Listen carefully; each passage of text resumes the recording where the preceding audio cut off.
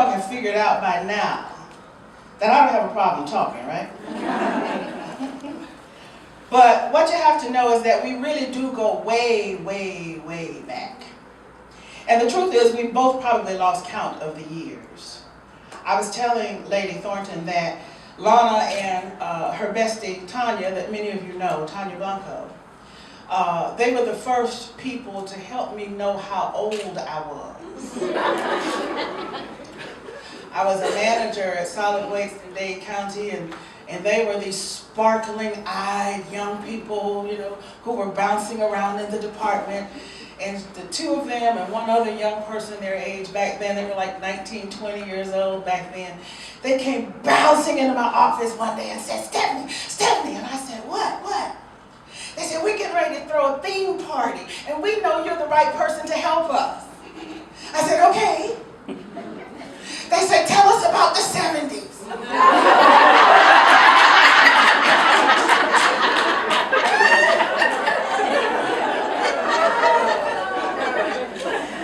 And I wanted to say, "Get out." And we've been telling that same joke for about 30 years now. Oh, but we've been blessed with a relationship that really has stood the test of time. So before I get into my assigned task today, I want your permission to just pause for a moment, because this young woman means so much to me. And I realized as I was preparing and praying and putting all of this together to honor her request, that I've said to her so many times through the years, "Lana Pooh, I love you. Lana Pooh, I love you." But I really had never paused to say to her just what she meant to me. And I think that as we celebrate the 5th year of her vision, it is appropriate to pause and say to her that this has stood the test of time, Lana. Through relocations, international travel and work assignments, happy times, sad times, and while she has referred to me as her mentor, she has no idea how she has blessed my life. So when preparing to come here, it occurred to me that I have been guilty of being too busy and never stopping long enough to tell her how special she is to me. Is it all right if I'm transparent? Because if you tell the truth, you see, you can get delivered. Okay? I told her I love her, but I never let her know that it was her being there that brought me joy on my wedding day. And in the pain of my divorce, her encouraging words helped lift me up. That the joy of birthing a new product in my company, and she was right there working out the logistics for me, gave me encouragement. That losing my entire family in 2.5 years, every one of them, and I'm the last one standing, and she called and said, "I have you in my heart and in my prayers," made all the difference in the world. I never told her that her prayers and her words of encouragement and love have been the wind beneath my wings, and in fact, she has become my shero. So please help me honor her right now. Lana, come on.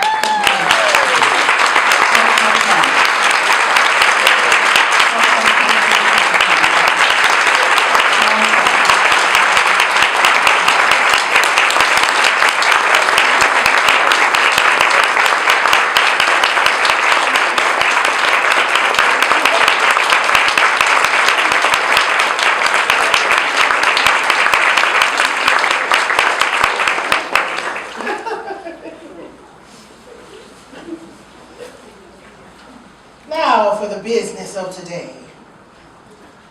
Be the change you want to see.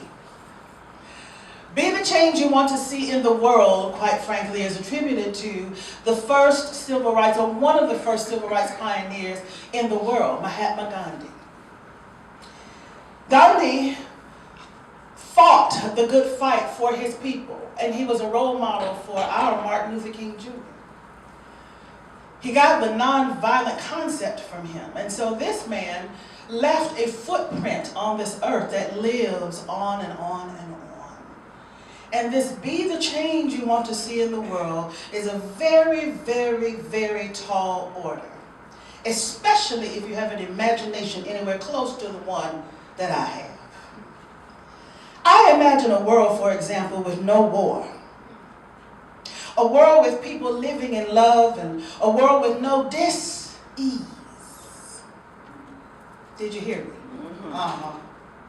A world with no hatred, a world with no fear. I imagine a world that is not being destroyed by global warming, or a world with no crime against humanity or the environment. I imagine a world where all children are not trying to grow up too fast, and girls are not posting nude pictures on Facebook, and boys are no longer joining gangs. I imagine a world where men are still real men. Hallelujah. And committed to covering their women. And I imagine a world where women actually do understand the power of our femininity. I imagine a world where education is still valued more than building prisons. And the healthcare really is universal. I imagine a world where food is not genetically altered and water is not contaminated. I imagine a world with a cure for AIDS. Diabetes is no more, and cancer will never need a donation again because it no longer exists. I imagine a world where aging does not include the breakdown of the body or the mind. I imagine a world where we are all really getting along and love reigns supreme. I have a vivid imagination, can you tell? Before you can change what you want to see in the world, I suppose you have to imagine what it is you want to see. Some of us are doing wonderful acts of kindness that are making an amazing difference in the lives of other people. Some, in addition to being wives and mothers and aunties and daughters and employees and volunteers in church and running ministries and all of the multiplicity of things that fabulous women do. Amen? In addition to that, some of us are volunteering in not-for-profit organization and community cleanup efforts and fundraising walks and runs, and all of this is to be acknowledged, celebrated, applauded, because for those who need these things that we support, you're doing what is life-giving, and it's deeply appreciated. But here's the reality. For all of those of us that are doing those things at this point, still far too many are not. For example, in 2008, only 26% of Americans volunteered. 26%, 17 million people in this country. And only 26 people gave of themselves to do something for somebody else. 26%. In 2013, that dropped to 25%, according to the Bureau of Labor Statistics. As far as donating money is concerned, the story gets even more interesting. So who gives and who doesn't? There are a million ways to give. Toy drives, food drives, school supplies, telethons, walkathons, dance-a-thons, but just who is doing the giving? 3/4 of American families donate to charity an average of $1,800 a year on average. Of course, if 3/4 give, that means 1/4 is not giving. And these are people who are able to give. So what distinguishes those who give from those who don't? It turns out that there are many myths about that. ABC's television show 2020 did an experiment. I love 2020. They went into Sioux Falls and San Francisco. We assume that the rich give more than the middle class, and the middle class gives more than the poor, right? I've heard liberals care more about the less fortunate, so we assume they give more than conservatives do. Are these assumptions true, or are they a myth? To test what types of people give more, ABC's 2020 went into these two cities, and the Salvation Army set up buckets at the busiest locations in the city. In San Francisco, they set up a bucket at Macy's. That makes sense in San Francisco. And in Sioux Falls, they set up the bucket at Walmart. That makes sense in Sioux Falls. Okay. Which bucket collected the most money? Sioux Falls is rural and religious. Half of the population goes to church every week. People in San Francisco make much, much more money, are predominantly liberal, and just 14% of the people in San Francisco go to church every week. Liberals are said to care more about helping the poor. So did San Francisco give more?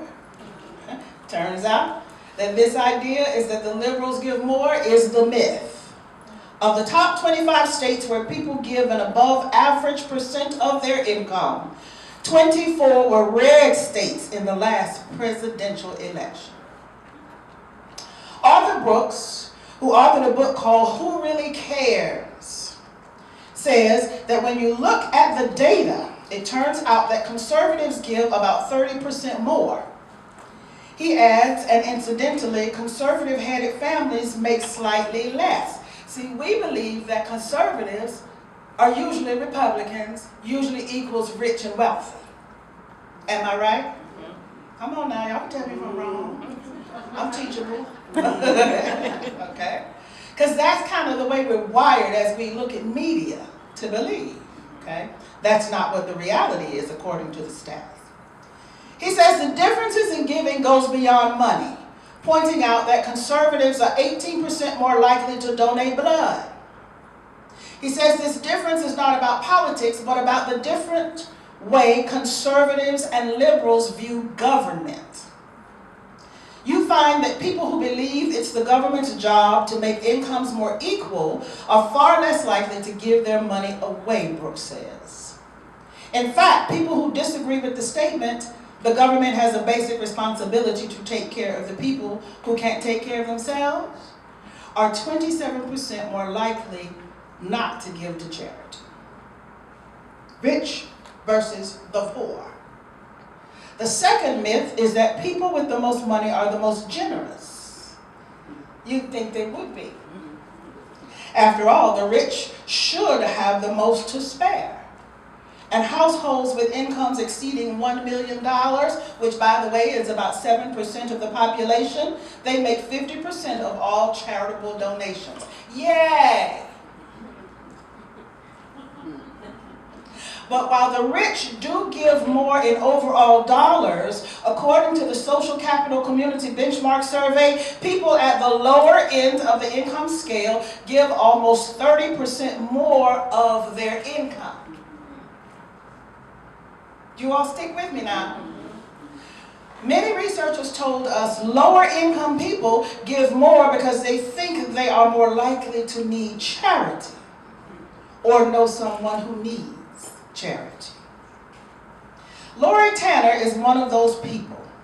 She says, I remember a time when honestly I couldn't afford a gallon of milk. Now I'm doing better, and now I'm helping and glad to. The United Way helped another gentleman, Vince, when he was a teenager. Now he says, I donate to them and I'm happy to do it. See, people who have been in need before get it about why important it is to be the change that they need to see in the world. Because they've needed somebody else in their lives to be that for them. Thank you for sticking with me through this analytical phase, because the real deal about this year's theme of Lana's Brunch is the word be, B-E. Be the change you want to see in the world is the word be. That word represents a clarion call to action. This kind of call is different from any old call. This call, a clarion call, comes with the shrill of a medieval trumpet that sounds a wake-up call.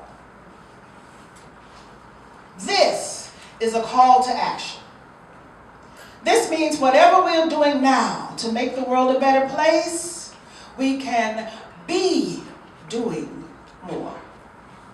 Now, some of you all are sitting there saying, is she out of her mind?